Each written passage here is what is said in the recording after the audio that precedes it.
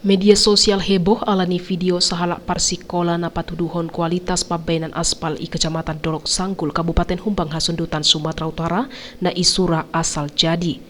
Parsikola itarida mabongkar aspal pakai tangan kosong, mabain proyek pengaspalan itarida murah tarkalupas. Rekaman video ini tersebar di media sosial di hari Sabtu 31 Desember 2022 naung salpo na di-upload Instagram @subud_viral. Ibagasan video itarida sada halak parsikola tung mace gampang mengupas bagian ni aspal pakai tangan kosong. Dakolan patuduhon kualitas proyek pengaspalan nama mace sega, unggahan video IP patuduhon biaya na ikaluar hontu proyek pengaspalan ni hira-hira 110 juta rupiah. Video on memicu reaksi ni netizen tu kinerja ni pamarentah setempat na berkaitan tu proyek pengaspalan na holan asal jadi.